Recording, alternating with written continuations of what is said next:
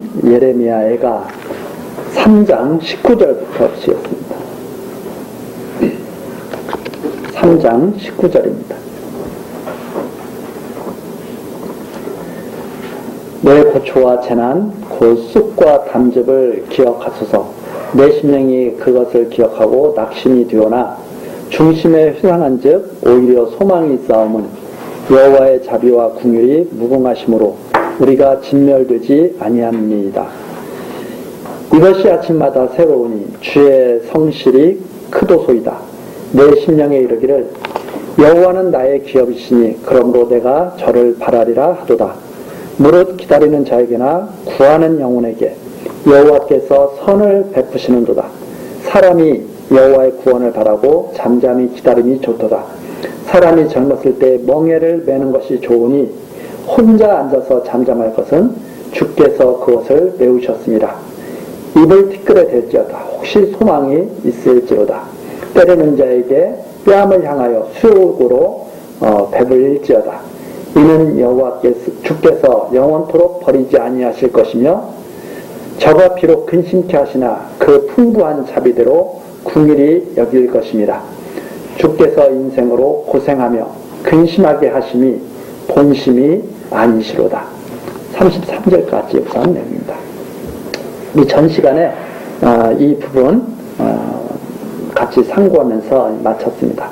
다시 한번 좀 돌아가서 그 내용을 연결해서 한번 쭉 살펴보도록 하겠습니다.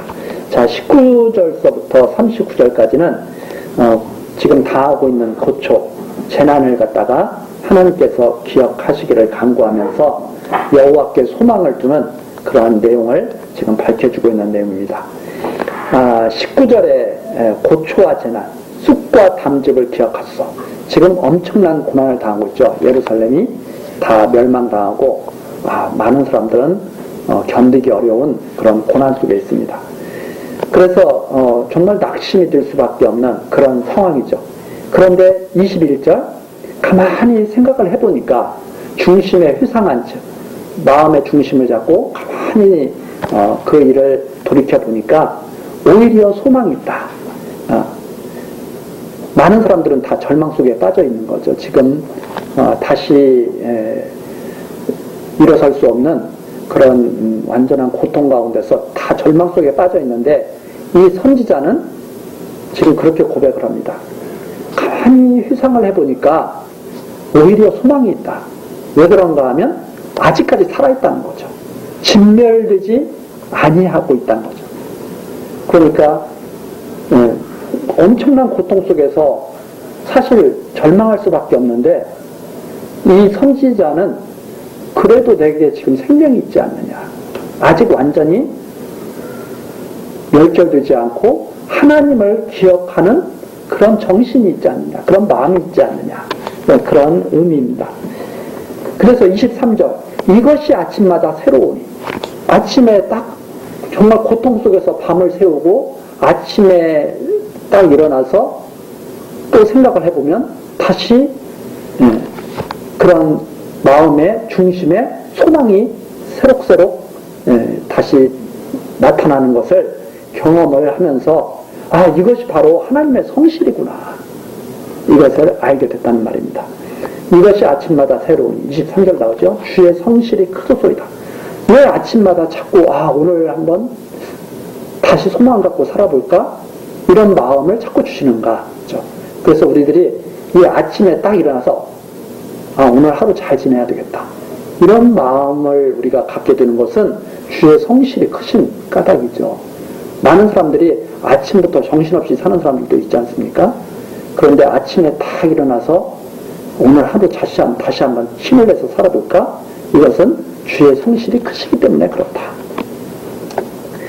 그러면서 그 신령 24절 내 신령에 이르기를 하나님께서 주시는 그 신령이죠. 이르기를 여호와는 나의 기업이시니 그러므로 내가 저를 바라리라 하다.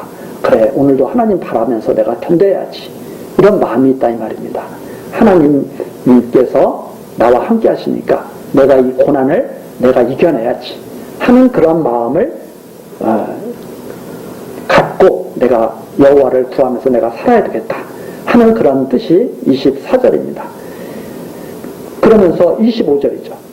이런 자들에게 무릇 기다리는 자, 바로 무릇 기다리는 자는 바로 24절까지 그렇게 생각하면서 하나님께 소망을 두고 사는 자죠.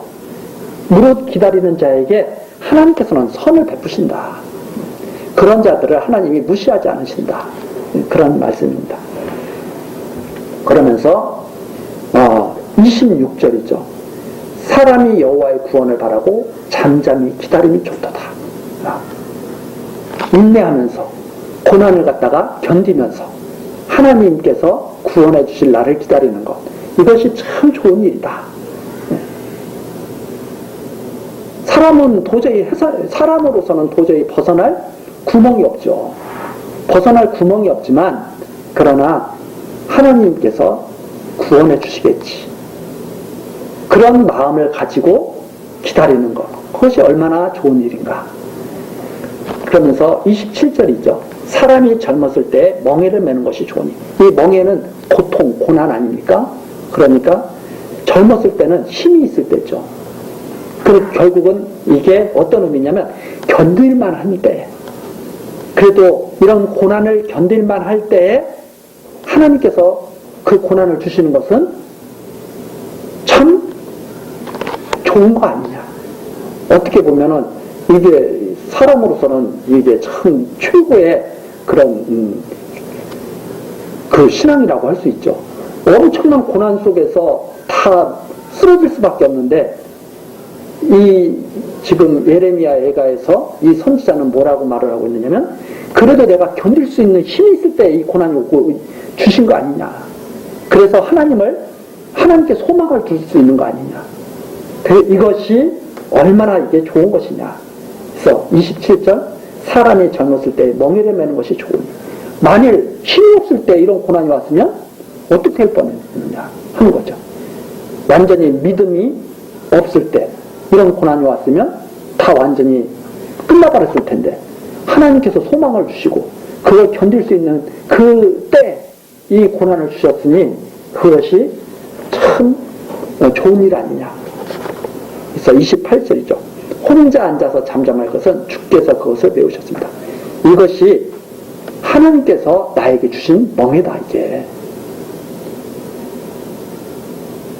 하나님의 뜻이다. 이게 그래서 이게 어떻게 보면 이게 합리화 아닌가, 이렇게 많은 사람들이 반문을 할 수도 있습니다. 이거 스스로 합리화시키는 거 아니야? 이렇게 반문할 수도 있는데, 하나님께서 천지 만물을 다 창조하시고 모든 만사 만물을 주관하신다는 확실한 믿음의 사람은 이것이 하나님께로부터 왔다고 하는 것을 다 받아들이게 되는 거죠.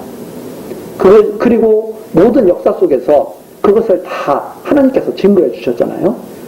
그러니까 이스라엘 백성이 애굽 땅에 내려가는 것, 그리고 애굽 땅에서 400년 동안 종살이 하다가 올라오는 것, 바벨론에 의해서, 아수르에 의해서 북쪽 이스라엘이 망하는 것, 바벨론에 의해서 예루살렘 남쪽에다가 망하는 것, 이거 다 하나님이 정해놓으시고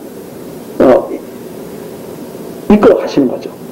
그런데 그런 과정 속에서 고난을 당하는 사람이 그걸 견딜 만한 힘이 있다면, 젊었을 때 그것을 갖다가 주셨다면 하나님을 바라게 하시는 그 섭리니까 그것이 얼마나 좋은 것인가. 그래서 혼자서 앉아서 잠잠할 것은 주께서 그것을 메우셨습니다. 이게 고난을 당하는 성도들이 마땅히 취할 자세다. 가만히 견디면서, 그것이 좋아서 견디는 게 아니죠. 하나님을 바라기 때문에 그걸 견디면서 그것을 이겨내 나가는 것, 이게 참 좋은 일 아니냐. 그래서 29절이죠. 입을 티끌에 댈지어다. 하나님의 뜻에 완전히 이제 입을 티끌에 댈지어다 하는 것은 납작 엎드리는 거죠. 완전히 딱 입술을 그냥 땅바닥에 대고 엎드리는 거죠. 하나님 뜻에 완전히 복종하라. 혹시 소망이 있을지로다. 하나님께로부터 오는 소망이죠. 혹시 하나님께서 주시는 그 소망이 있지 않겠는가, 그런 말씀입니다. 때리는 자에게 뺨을 향하여 수욕으로 배불지어다. 억울한 일이 있어도 참을 수 있어야 되는 거죠. 이게 참 기독교인들이 이 경지에 이게 가기 위해서는 하나님에 대한 완전한 믿음이 전제가 돼야 되는 거예요, 사실은. 그렇죠? 이 고린도서에도 보면 그런 말씀이 있습니다.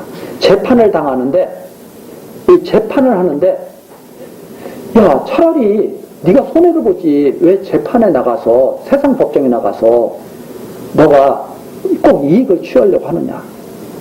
이런 내용이 고린도서에도 이렇게 사도 바울이 답변해주는 내용이 있죠.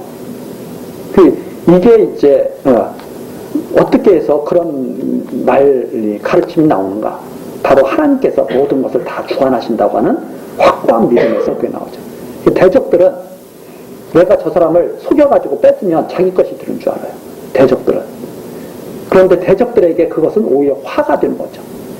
그래서 아수르가 북쪽 이스라엘을 무너뜨리고 바벨론이 남쪽 유다를 다 멸망시켰을 때 아수르 세상이 되고 바벨론 세상이 되는 것 같죠. 그러나 아수르 세상이 되고 바벨론 세상이 되는 게 아니라 하나님의 뜻이 온전히 나타나는 세상이 되는 거죠. 바로 그러한 의미에서 때리는 자에게 뺨을 향하여 수욕으로 배불리지 하다. 이는 주께서 영원토록 버리지 아니하실 것이며 저가 비록 근심케 하시나 그 풍부한 자비대로 긍휼히 여기실 것입니다. 그런다고 해서 하나님께서 그 하나님을 믿는 백성들을 버리지 않는다. 버리지 않고 끝까지 지키신다. 32절 저가 비록 근심케 하시나 그 억울한 일 당하면 얼마나 슬프겠어요? 얼마나 마음이 상하겠어요? 그래서 근심케 하시나 그 풍부한 자비대로 긍휼히 여기실 것입니다. 이 세상 모든 사람들이 다 근심합니다.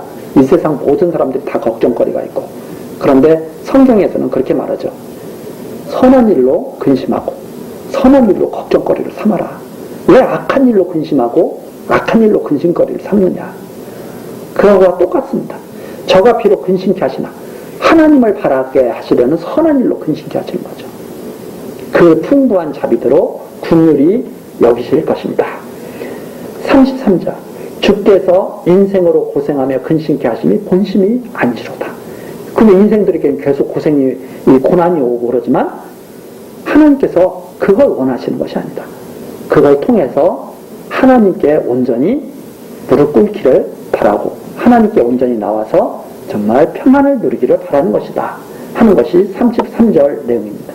자, 이렇게 이제 우리가 전 시간에 했던 내용을 쭉 한번 살펴보면서 34절 세상의 모든 갇힌 자를 발로 밟는 것과 지극히 높으신 자의 얼굴 앞에서 사람의 재판을 굽게 하는 것과 사람의 송사를 억울하게 하는 것은 다 주의 기쁘시게 보시는 것이 아니로다.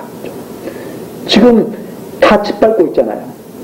힘 있는 자들이 다 힘없는 사람들을 다 짓밟고 있고 힘 있는 나라가 힘없는 나라를 다 짓밟고 있잖아요. 지금 유대 예루살렘이 당하는 일이 그 일이거든요. 바벨론이 자기네 나라에서 자기네들끼리 잘 살면 되지 왜 내려와가지고 다 짓밟아요? 아니 일본이 지네 나라에서 잘 살면 되지 왜 우리나라까지 와가지고 다 짓밟고 그래? 하나님께서 그걸 기쁘게 보시지 않는다. 왜 남을 짓밟아요? 남을 도와주지 못한 망정. 그렇지 않습니까?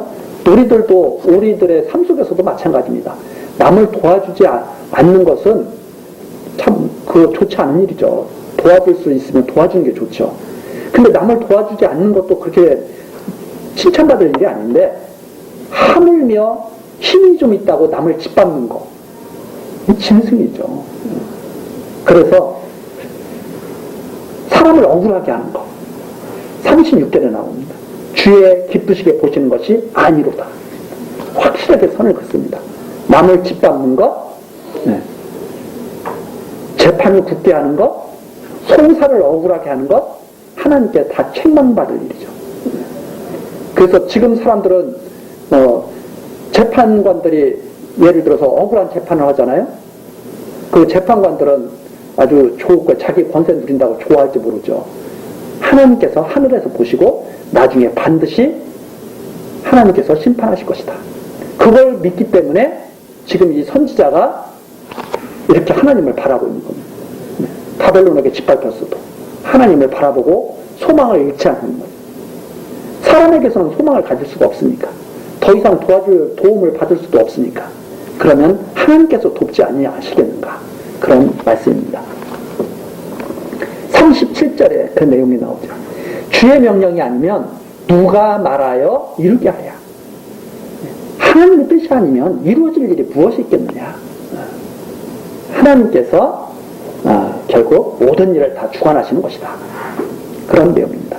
그래서 만사가 합력해서 선을 이루신다. 하나님은 부분으로 보면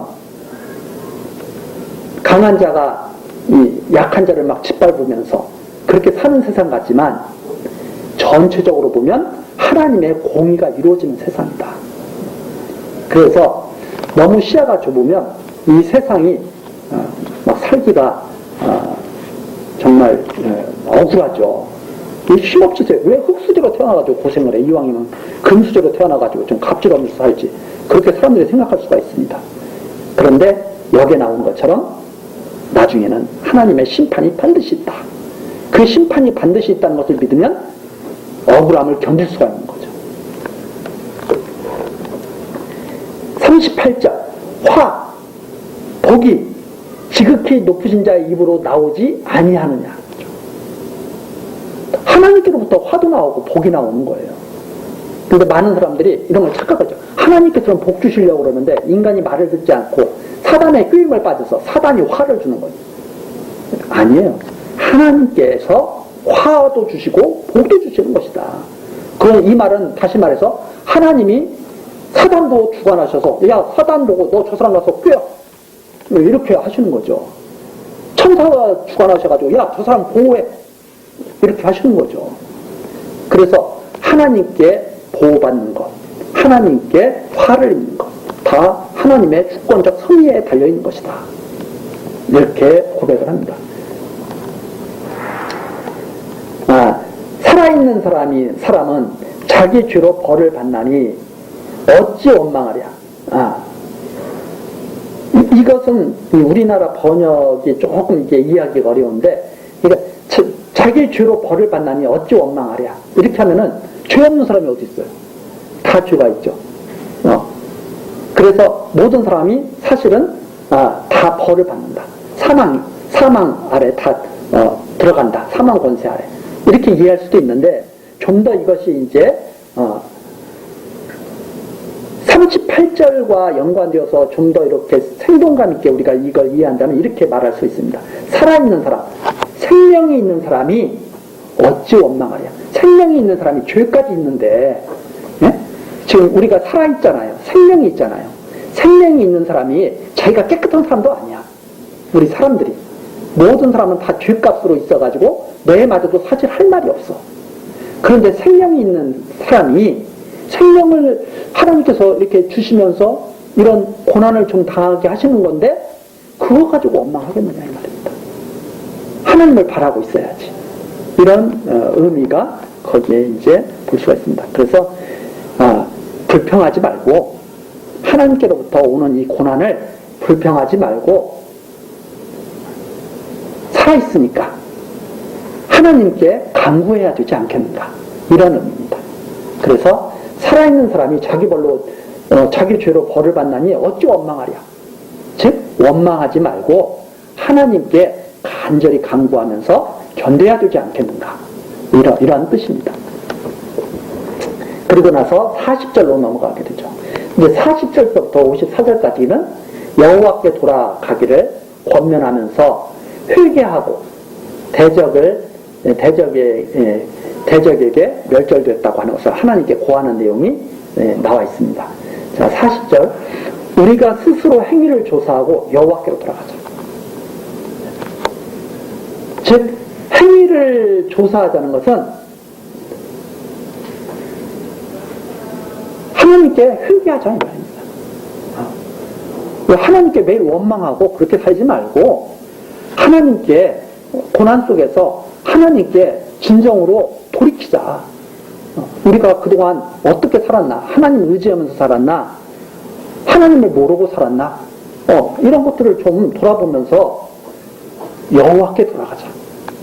언약의 말씀대로 이루시는 이 하나님, 모든 만사를 합력해서 선을 이루시는 그 하나님, 그 여호와께로 돌아가자. 마음과 손을 아울러 하늘에 계신 하나님께 드리자. 마음, 손, 그죠? 마음, 손, 모든 온 마음, 우리의 모든 이런 손은 행위를 뜻하기도 하죠. 그래서 마음과 손이라고 하는 것은 정말 진정으로 하나님께 돌아서는 걸 말하는 거죠. 말로만 돌아서는 것도 아니고 행동으로도 돌아서서 그래서 하늘에 계신 하나님께 좀 두자, 우리 마음을. 42절 나옵니다. 우리의 범죄함과 패역함을 주께서 사하지 아니하시고 진노로 스스로 가리우시고 우리를 군축하시며 사륙하사 군의를 베풀지 아니하셨나이다. 그러면서 하나님께 기도한 거죠. 하나님께서 사해 주시지 않아서 우리가 이렇게 지금 고난 속에 있습니다.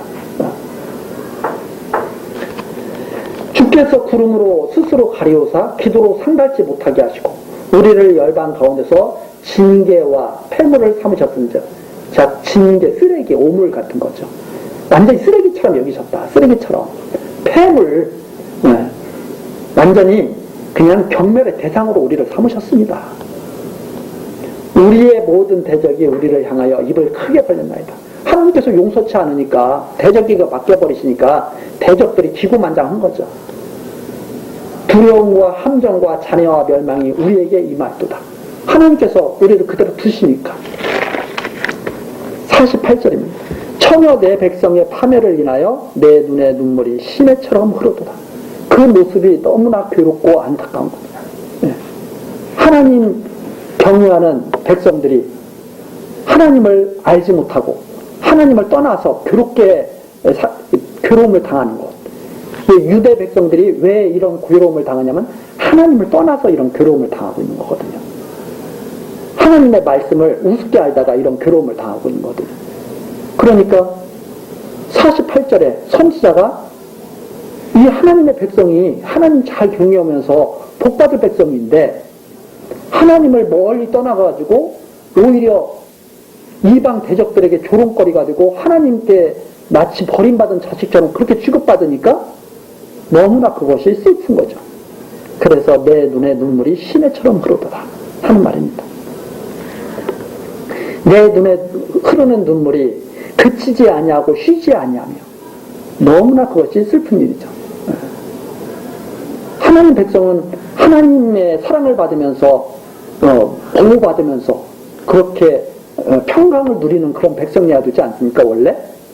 그런데 어떻게 하나님의 말씀을 갖다가 우습게 알고 이방처럼 살다가 이방의 조롱거리가 됐느냐, 이런 말이죠. 그래서 너무나 슬프다. 근데 어떻게 할 수가 없는 거예요, 사람 그걸. 그래서 50절입니다. 여호와께서 하늘에서 살피시고 돌아보시기를 기다리는도다. 아까 앞에 잠잠히 기다림이 좋도다 이렇게 말했죠. 다시 그 마음이 드는 거예요. 그렇다면 지금 우리가 이렇게 하나님께 버림받은 것처럼 이렇게 고난 속에 있다면, 눈물을 흘릴 수밖에 없다면, 그러면 길은 하나님을 바라는 수밖에 없지 않느냐. 다시 그것밖에는 길이 없지 않느냐 하는 말씀입니다. 그러니까 정말 눈물이 흐르지 않는 속에서, 눈물 흐르는 것이 그치지 않는 속에서 오직 하나님 말을 기다리자고 하는 그런 울부짖음이죠. 51절입니다. 나의 성읍의 모든 여자를 인하여 내 눈이 내 심령을 상하게 하는도다. 왜? 눈물이 계속 흐르니까 상하죠. 계속 마음이 상하죠. 52절 무고히 나의 대적이 된 자가 나를 새와 같이 심히 쫓도다. 대적들에게 엄청난 고난, 쉴 수가 없죠. 그래서 이것이 완전한 그런 하나님을 바라는 그런 고난이죠. 그러니까 이 고난은 결과적으로는 유익한 고난일 겁니다. 그러나 당하는 그때는 가장 고통스러운 고난이 되겠죠. 53절입니다. 저희가 내 생명을 끊으려고 나를 구덩이에 넣고 그 위에 돌을 던지며 이방 대적에 의해서 생명의 위협을 받는, 이것을 갖다가 이미 예레미야 선지자는 경험을 했습니다. 예루살렘이 망하기도 전에 구덩이에 던져지고 생명의 위협을 받는 상태에서 하나님이 경고하는 자를 보내가지고 구해내는 것, 그거 우리 예레미야 마지막 부분에 살펴보지 않았습니까? 그걸 예레미야 선지자가 경험을 했기 때문에 이렇게 죽을 수밖에 없는 이런 웅덩이 속에서 하나님께서 반드시 구해내실 것이다 하는 그런 믿음의 그런 고백이 여기에 나타나 있는 거죠. 물이 내 머리에 넘치니, 완전히 죽기 일부 직전, 멸절되기 일부 직전이죠. 내가 스스로 이르기를 이제는 멸절되었다 하도다. 끝났구나. 이제는 끝났구나. 이렇게 했을 때 55절로 딱 넘어가게 되는 거죠. 여호와여, 내가 심히 깊은 구덩이에서 주의 이름을 불렀나이다. 그러니까 54절까지는 무슨 내용인가 하면 이제는 사람으로서는 다 끝난 거예요. 더 이상 바랄 수가 없어요. 이제 바랄 수 있는 유일한 길은 55절에 여호와여, 내가 심히 깊은 구덩이에서 주의 이름을 불렀나이다. 하나님 버리지 않겠다고 하시지 않았습니까? 다시 살리겠다고 하시지 않았습니까? 주의 이름. 56절 주께서 이미 나의 음성을 들으셨사오니, 그런데 여기서 또 하나의 확고한 믿음이 고백되고 있죠. 아직은 고통이 극심한 때예요. 그런데 56절에 보니까 주께서 이미 나의 음성을 들으셨사오니 이제 나의 탄식과 부르짖음에 귀를 가리우지 마옵소서. 하나님 다 듣고 계시지 않습니까? 57절이죠. 내가 주께 아뢰는 날에 주께서 내게 가까이 하여 가라사대 두려워 말라 하셨나이다. 벌써 하나님께서는 그렇게 대답하셨다 이 말입니다. 구원의 확신을 가졌다는 거죠. 58절 주여, 주께서 내 심령의 원통을 펴셨고 내 생명을 속하셨나이다. 여호와여, 나의 억울을 감찰하셨사오니 나를 위하여 신원하옵소서. 하나님께서 대신 나의 억울함을 갚아주옵소서. 이런 기도입니다. 60절이죠. 저희가 내게 보수하며 나를 모해함을 주께서 다 감찰하셨나이다. 하나님 다 살펴보고 계시지 않았습니까? 하나님 벌써 다 하시지 않습니까? 여호와여, 61절이죠. 저희가 나를 회파하며 나를 모해하는 것, 곧 일어나 나를 치는 자의 입술에서 나오는 것과 종일 모해하는 것을 들으셨나이다. 하나님, 나에게 지금 어떤 대적들이 무슨 말을 하는지 하나님 다 알고 계시지 않습니까? 대적들이 그러죠. 저것들이 하나님 믿는다고 큰소리 치더니 저렇게 망해가지고 내가 다 짓밟고 있다고. 그죠? 이 세상 사람들도 그럴 거 아니에요?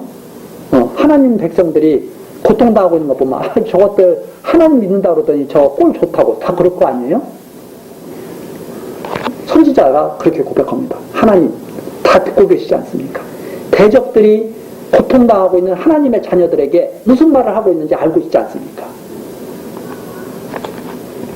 63절입니다. 저희가 앉든지 서든지 나를 노래하는 것을 주여 보옵소서. 대적들은 앉으나 서 있으나 뭘 하느냐? 하나님 백성이 고난당하고 있는 것을 갖다가 즐겨서 노래하고 있다 이 말입니다. 주여 보옵소서. 뭐 하고 있는지. 하나님 백성들을 비웃고 있는 저 사람들을 보옵소서. 바벨론을 보시고 아수르를 보시고 바벨론을 보시고 애굽을 보시고 다 보십시오. 하나님의 백성들을 갖다가 우습게 알면서 놀이기감으로 살고 있어요. 그냥 농담거리로 삼아서 비웃고 있습니다. 하나님이 여호와이심을 믿는 성도들을 바보라고 하고 있습니다. 그래서 64절 여호와여, 계속 지금 이 후반부에서 나오지 않습니까? 59절 여호와여, 61절 여호와여, 64절 여호와여, 주께서 저의 손으로 행한 대로 보응하사. 꼭 우리는 힘이 없어서 우리는 어떻게 할 수가 없습니다. 우리는 원수 갚을 수가 없습니다. 우리는 대적에게 원수 갚을 힘이 없습니다. 그래서 성경에서 계속 말씀하시는 거죠. 원수 갚음이 하나님께 있다. 나에게 맡겨라. 너희들은 원수 갚을 능력이 없다. 이렇게 말하죠. 그래서 이 내용은 어디를 보든지 마찬가지입니다. 욥에게도 욥의 세 친구가 열심히 싸웠잖아요. 욥의 세 친구와도 열심히 싸우고 나중에 엘리후하고도 막 논쟁을 했잖아요. 욥이 막 그들을 이기려고 애를 써요. 그런데 하나님께서 욥에게 딱 나타나서 하신 말씀이 무슨 말씀이에요? 왜 네가 이기려고 그래? 내가 심판할 건데. 그래가지고 하나님이 나중에 심판하시잖아요. 욥의 세 친구 보고 뭐라 그래요? 야, 욥한테 가서 잘못했다고 그래. 하나님이 딱 한마디로 끝내버리시잖아요. 그렇지 않으면 욥이 너희들을 용서하지 않으면 너희들은 끝이야. 이게 하나님이 딱 말씀하시잖아요. 다시 한번 그 앞에 가서 다시 한번 욥기. 그래서 이런 욥기 같은 것도 그냥 이렇게 술렁술렁 있는 게 아니라 욥기 40장입니다. 이런 내용들을 우리가 정확히 알아야 자꾸 심판자의 자리에서 벗어나고 우리가 자꾸 심판하려고 그러잖아요. 남을. 저부터 그러거든요. 이게 딱 봐가지고 저 사람 왜 저렇게 사는 거야 도대체, 왜 저렇게 하는 거야, 뭐 화가 나고 짜증이 나잖아요. 그런 데서 벗어나는 것이 뭐냐면 하나님의 말씀으로 지혜로워져야 되거든요. 그게 나옵니다. 40장 6절부터 한번 보시겠습니다. 네. 여호와께서 폭풍 가운데서 욥에게 말씀하여 가라사대 너는 대장부처럼 허리를 묶고 내가 네게 묻는 것을 대답할지니라. 내 심판을 패하려느냐? 네가 다 심판할래? 내가 심판자인데 네가 다 심판할래? 이 말씀이에요. 스스로 의롭다 하려 하여 나를 불의하다 하느냐?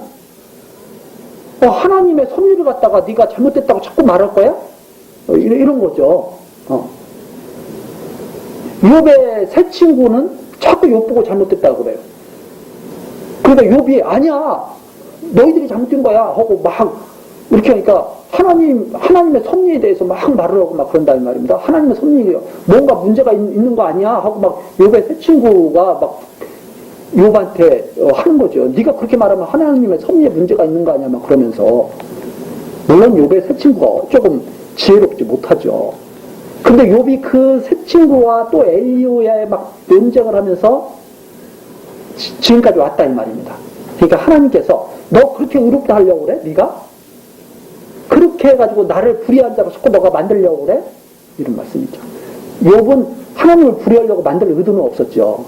그러나 그렇게 하면서 자기가 심판자 노릇을 하면서 하나님이 이 섭리하는 게 뭔가 잘못된 것처럼 그렇게 자꾸 친구들에게 이렇게 오도해 나갔다 이 말입니다. 친구들이 못 알아들으니까. 그러면서 9절이죠. 내가 하나님처럼 팔이 있느냐? 너 능력 있어?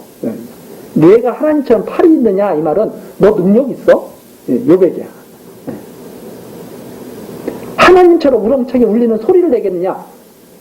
너 이 우렁차게 울리는 소리는 천지만물을 다 주관하시는 소리거든요.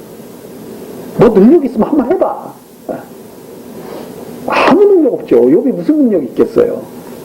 그러면서 10절이죠. 너는 위엄과 존귀로 스스로 꾸미며 영광과 화미를 스스로 입을지라. 너 하나님처럼 한번 돼봐 그러면 이런 거죠. 너 스스로 할 수 있는 거 아무것도 없어. 이런 말씀입니다. 그러면서 11절 너의 넘치는 노를 쏟아서. 얼마나 욥이 화가 났어요. 친구들이 막 엉터리 없는 말을 하니까. 근데 욥이 화가 났죠. 너의 넘치는 노를 쏟아서 교만한 자를 발견하여 난 낮추되. 너 그럼 교만한 자 한번 다 짓밟아봐. 다. 12절 여기가 핵심이죠. 한두 사람은 무릎 꿇릴 수 있을지 모르죠. 한두 사람은. 억지로라도. 그렇죠? 근데 12절.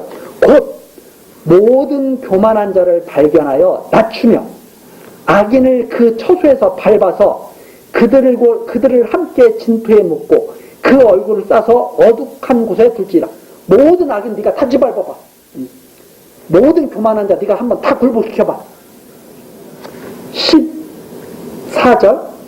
그리하면 내 오른손이 너를 구원할 수 있다고 내가 인정하네. 그럼 내가 너 인정해 줄게.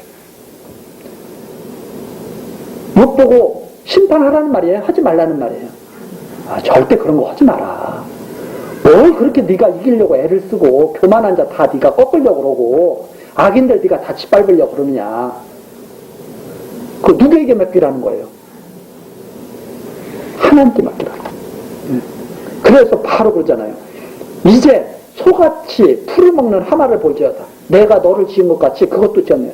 내가 힘 있는 거, 그만한 거, 내가 악인들 내가 다 지은 거야. 그래서 그걸 심판할 수 있는 자는 누구밖에 없다는 거예요. 하나님밖에 없다는 거예요. 이런 의도를 우리가 딱 알면 예레미야 얘가 3장으로 다시 돌아와서 그런 걸 다 알면 왜 이 선지자가 하나님께 맡기는 줄 알겠지. 그 고난을 다 받고 나서 악인들이 이길 수 있다는 걸 알았어요, 몰랐어요? 자기는 이길 수 없다는 걸 알았어. 이제 도대체 벗어날 수가 없어. 바벨론에 의해서 그 짓밟힌 것을 어떻게 회복할 수가 없어. 도저히. 그러면 이제 누구에게 맡기는 수밖에 없어요? 하나님께 맡기는 수밖에 없어요. 이걸 보여주시는 말씀이 바로 여기 나옵니다. 그러니까 이제는 하나님께만 호소하는 거예요. 그래서 63절 다시 3장 63절 저희가 앉든지 서든지 나를 노래하는 것을 주여 보소서. 하나님 다 보십시오. 저는 그들이 놀리면 그 놀리는 소리를 들을 수밖에 없습니다. 그들이 비웃으면 저는 슬퍼할 수밖에 없습니다. 그들이 짓밟으면 짓밟힐 수밖에 없습니다. 주여 그런데 보시옵소서. 64절 여호와여 주께서 저의 손으로 행한 대로 보응하사 즉 심판해달라 이 말입니다. 하나님께 완전한 심판을 맡깁니다. 공의, 이런 것을 공의의 심판이라고 합니다. 공의의 심판. 사람들은, 재판관들은 그냥 유전, 무죄 이런 말들 있듯이 재판을 굳게 하지만 하나님께서는 절대 그렇게 심판하시지 않는다. 철저하게 공의롭게 심판하신다. 그러니까 하나님 보시옵소서.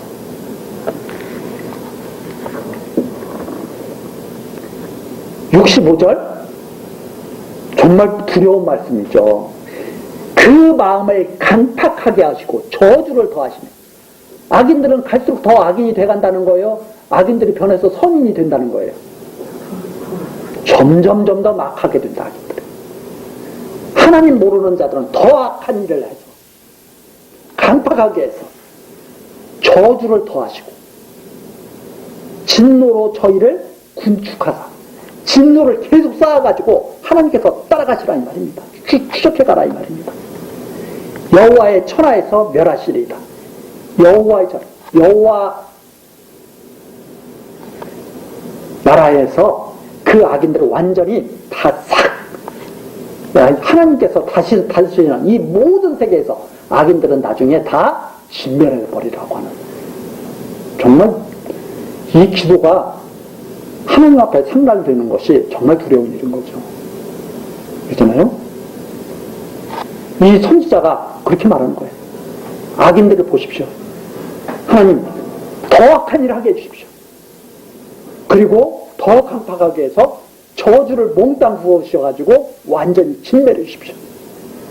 그리고 악인들에게 짓밟혀서 고통당하고 있는 하나님의 이 백성들, 하나님께만 소망을 갖고 사랑하게 하십시오.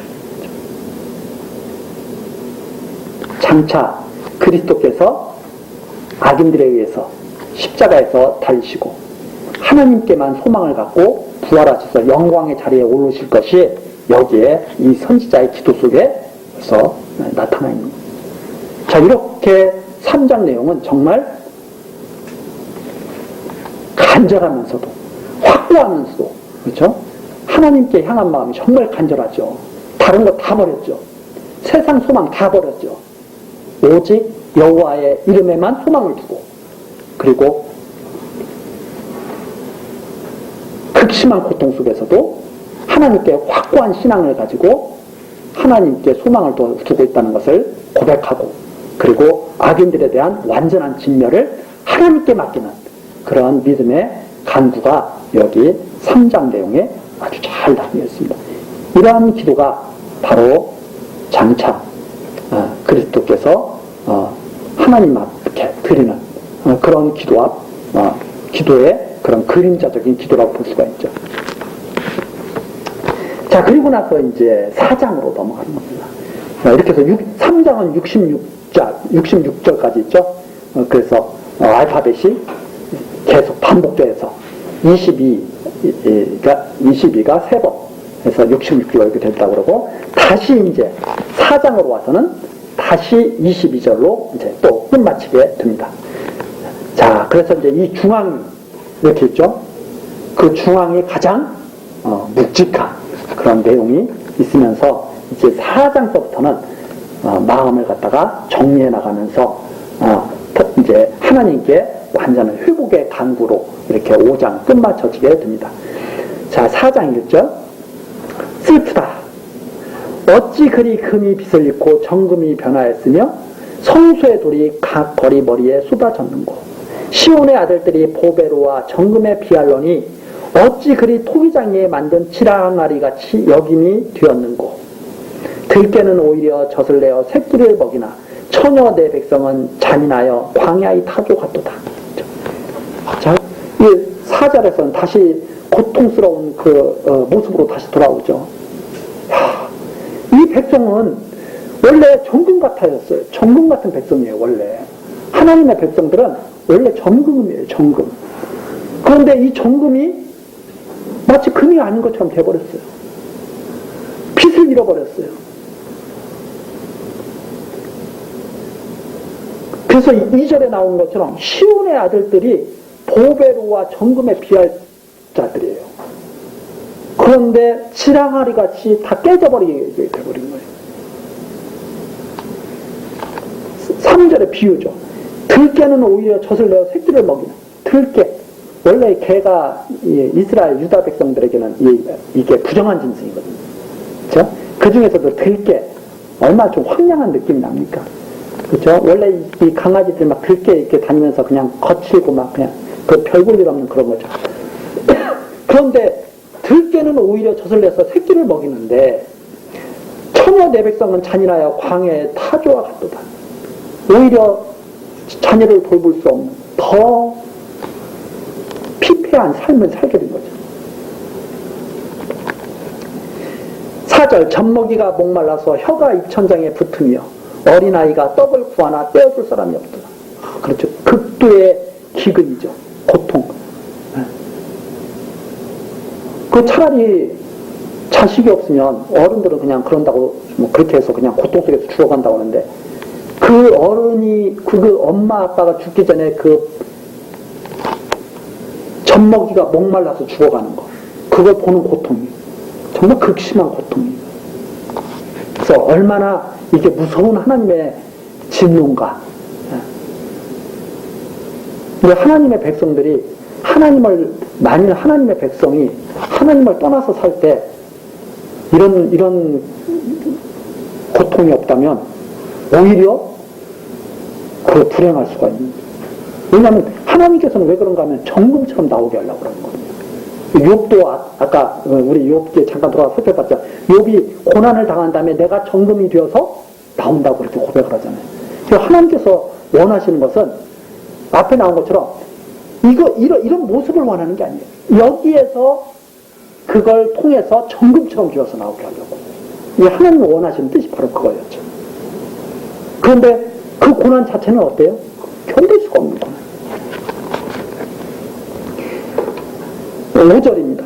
진수를 먹던 자가 거리에 의로우며 전에는 붉은 옷을 입고 길 이은 자가 이제는 걸음더미를 안었다. 이 붉은 옷은 아주 부요한, 아주 화로운 옷, 그렇게 입고 살던 이 백성이 지금은 거름더미, 완전히 그냥 뒤무르고 있는 거죠. 거름더미 속에서. 6절입니다. 전에 소돔이 사람의 손을 대지 않고 경각간에 무너지더니, 여기 소돔이 나옵니다. 소돔과 고모라, 하나님의 심판으로 경각간에 무너져 버렸잖아요. 다 유황불 막 내려가지고. 이제 처녀 내 백성의 죄가 소돔의 죄악보다 중하도다.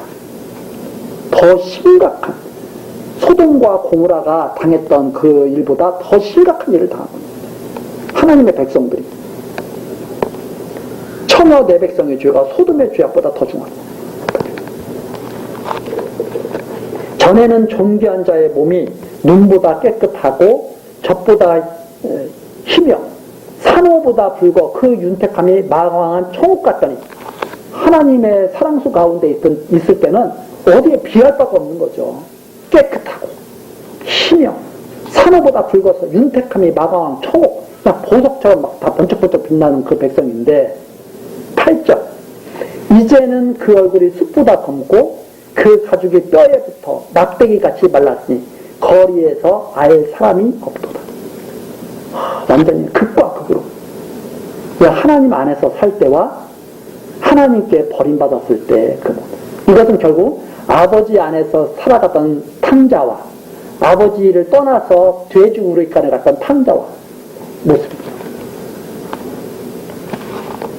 알 사람이 없다. 근데 탕자가 아버지 집에 돌아올 때 아버지는 멀리서 오는 탕자를 어떻게 알아봤을까요? 그 집 모습을 하고 돌아왔을 텐데. 그렇잖아요?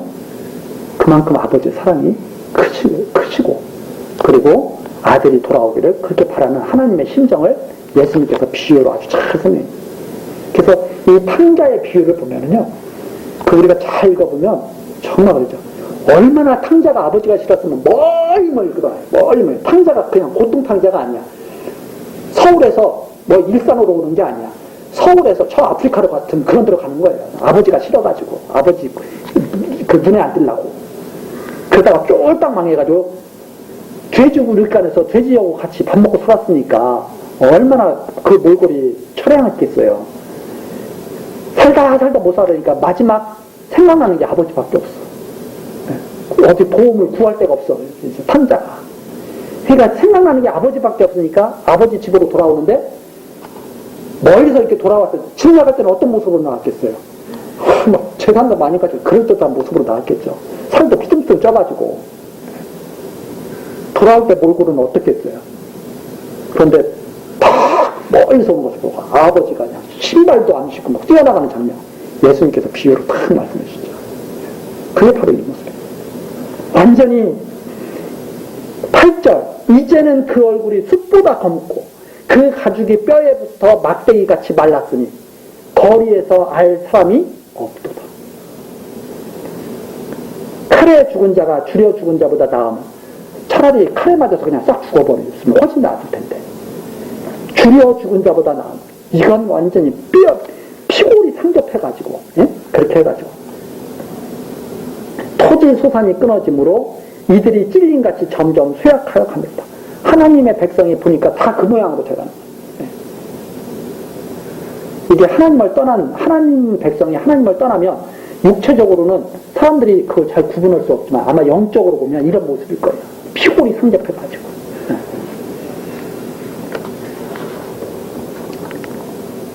그렇게 해가지고 결국 어느 지경까지 가느냐? 바로 10절까지 가는 겁니다. 그런 모습이. 처녀 내 백성의 멸망할 때, 완전히 명하니까 멸망할 때 어떤 결과가 되냐면, 자비한 부녀가 손으로 자기 자녀를 삶아 식물을 삼았도다. 즉 무슨 말이에요? 소돔이 훨씬 낫다 이 말이죠. 경각간에 무너지는 소돔이. 예. 지금 이 고통은 소돔보다 더 극심하다. 이게 10절 같은 내용은 정말 말이 안 되는, 이렇게까지 망가져서는 안 되잖아요, 사람이. 그렇죠? 사람이 아무리 망가져도 10절 정도까지 망가지면 차라리 칼에 맞아 죽는 게 낫잖아요. 근데 10절은 뭐예요? 처녀 내 백성이 멸망한 때에 자비한 부녀, 참 그전에는 인정도 많고 동정도 베풀고 어려운 사람 보면 돕기도 하고 그러한 부녀가 손으로 자기 자녀를 삶아 식류를 삼았다. 이렇게까지 망가진다 이 말이에요. 이 극심한 고통을 하나님께 슬프다고 호소합니다. 하나님 이렇게 두시겠습니까? 하고 우리 다음 시간 계속해서 살펴보도록 하겠습니다. 기도하시겠습니다. 은혜로우시고 자비로우신 여호와 하나님, 날마다 우리들이 나아갈 길을 지켜주시니 감사드립니다. 이 시간에도 예레미야서 애가를 읽으며 하나님을 경외하는 믿음이 무엇인지, 언약 백성들이 가야 할 길이 어떤 길인지 다시 한번 생각하게 하셨습니다. 하나님께서 지켜주시지 아니하시면 우리들이 하나님을 떠나면 하나님 앞에서 참으로 비참한 삶을 살 수밖에 없는 그런 지경에 빠지게 됩니다. 하나님, 우리들 그릇된 길로 나가지 않도록 진리의 말씀으로 지켜주옵소서. 유대 백성들이 예레미야가 슬픈 노래를 부른 것처럼 그런 일들이 우리 안에 생기지 않도록 하나님 은총을 더하여 주옵소서. 우리의 사는 날 동안 참으로 지혜롭게 행할 수 있도록 인도하여 주시고 모든 일에 하나님을 의리하며 평안을 누리며 믿음의 승리가 있게 하옵소서. 예수 그리스도의 이름으로 기도드리옵나이다. 아멘.